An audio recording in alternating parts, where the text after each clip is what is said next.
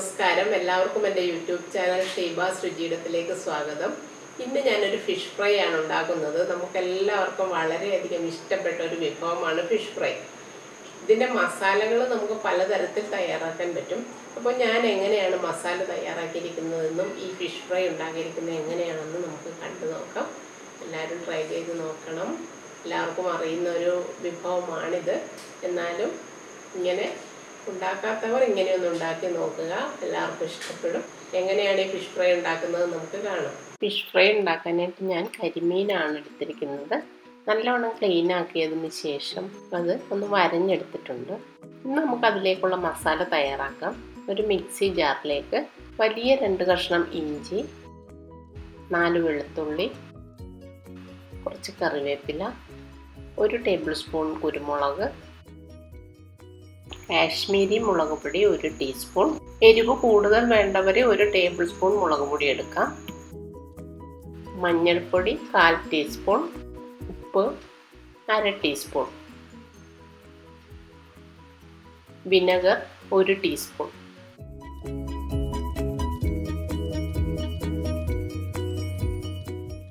നമുക്കിതൊന്ന് അരച്ചെടുക്കാം. നല്ലവണ്ണം പേസ്റ്റ് പോലെ ആകുന്നത് വരെ ഒന്ന് അരയ്ക്കാം. ഇതുപോലെ അരച്ചിട്ടുണ്ട്.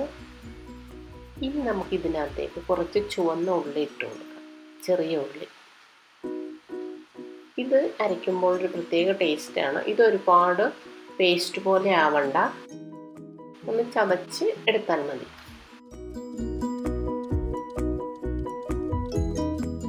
ഇനിയിപ്പോൾ ഇതുപോലെ വൃത്തിയാക്കി വരഞ്ഞു വെച്ചിരിക്കുന്ന കരിമീനിനകത്തേക്ക് നമുക്ക് മസാല ഇട്ട് കൊടുക്കാം. ഏത് ഫിഷാണെങ്കിലും കുഴപ്പമില്ല. എല്ലായിടത്തും നല്ലവണ്ണം ഒന്ന് പുരട്ടി കൊടുക്കണം. അതിൻ്റെ ആ വരയുടെ ഉള്ളിലൊക്കെ ഒന്ന് പുരട്ടുക, വായുടെ ഉള്ളിലുമൊക്കെ. ഇനി ഇത് നമുക്കൊരു അരമണിക്കൂർ റെസ്റ്റ് ചെയ്യാൻ വയ്ക്കാം. വിനെഗറിന് പകരം നമുക്ക് ചെറുനാരങ്ങ നീരാണെങ്കിലും ഉപയോഗിക്കാവുന്നതേ ഉള്ളൂ. ഇപ്പോൾ അരമണിക്കൂർ കഴിഞ്ഞിട്ടുണ്ട്. ഇനി നമുക്കൊരു പാൻ വെച്ചിട്ട് അതിലേക്ക് വെളിച്ചെണ്ണയാണ് ഒഴിച്ചു കൊടുക്കുന്നത്. ഇപ്പോൾ എണ്ണ നല്ലവണ്ണം ചൂടായിട്ടുണ്ട്. പ്രത്യേകം ശ്രദ്ധിക്കണം, നല്ലവണ്ണം എണ്ണ ചൂടായതിന് ശേഷം മാത്രം നമ്മൾ മീനിട്ട് കൊടുക്കുക. ഇതുപോലെ 2-3 തണ്ട് കറിവേപ്പില ആ എണ്ണയിലോട്ട് ഇടുവാണെങ്കിൽ ആ മീനിന് ഇതിൻ്റെ ഒരു ഫ്ലേവർ നല്ലതായിരിക്കും. മാത്രമല്ല അടിയിലൊട്ടും പിടിക്കാതെ ഇരിക്കാനും ഇത് സഹായിക്കും. ഇനി ഇതിൻ്റെ മുകളിലേക്ക് നമുക്ക് മാരിനേറ്റ് ചെയ്ത് വെച്ച കരിമീൻ ഇട്ട് കൊടുക്കാം. എപ്പോഴും ആ വേവ് കൂടുതലുള്ള തലയുടെ ഭാഗം ഉൾഭാഗത്തായിട്ട് വരുന്ന വിധത്തിൽ വയ്ക്കുവാണെങ്കിൽ അത് പെട്ടെന്ന് വെന്ത് കിട്ടുന്നതായിരിക്കും. തിന്നായിട്ടുള്ള ഭാഗം വശങ്ങളിലാക്കുന്ന വിധത്തിൽ ഇട്ട് കൊടുക്കുക. ഫ്ലെയിം എപ്പോഴും നമ്മൾ സിമ്മിലാക്കണം, അല്ലെങ്കിൽ സിമ്മിനും മീഡിയത്തിനും ഇടയ്ക്കാക്കി വയ്ക്കാൻ ശ്രമിക്കണം. അല്ലെങ്കിൽ പിന്നെ പുറം പെട്ടെന്ന് കരിഞ്ഞു പോകും, ഉള്ളു വേവില്ല.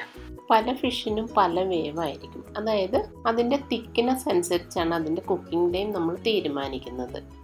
ശരിക്കും പറയുവാണെങ്കിൽ 1 ഇഞ്ച് തിക്നെസ് ഉള്ള ഫിഷിന് 10 മിനിറ്റാണ് കുക്കിംഗ് ടൈം.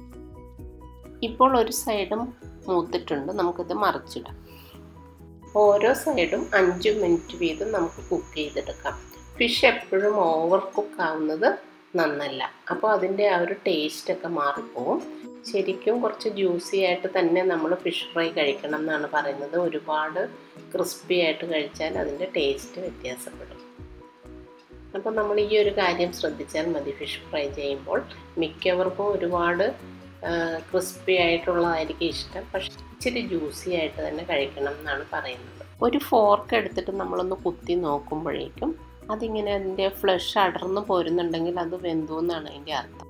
കുക്കാവാത്ത മീനാണെങ്കിൽ അതുപോലെ അടർന്ന് പോരില്ല. അപ്പോൾ നമ്മുടെ ടേസ്റ്റി ആയിട്ടുള്ള ഫിഷ് ഫ്രൈ റെഡി ആയിട്ടുണ്ട്. എല്ലാവരും ട്രൈ ചെയ്ത് നോക്കുക. പുതിയ വീഡിയോസുമായിട്ട് നമുക്ക് വീണ്ടും കാണാം. എൻ്റെ ചാനൽ ആദ്യമായിട്ട് കാണുന്നവരാണെങ്കിൽ ഒന്ന് സബ്സ്ക്രൈബ് ചെയ്യാൻ മറക്കരുത്.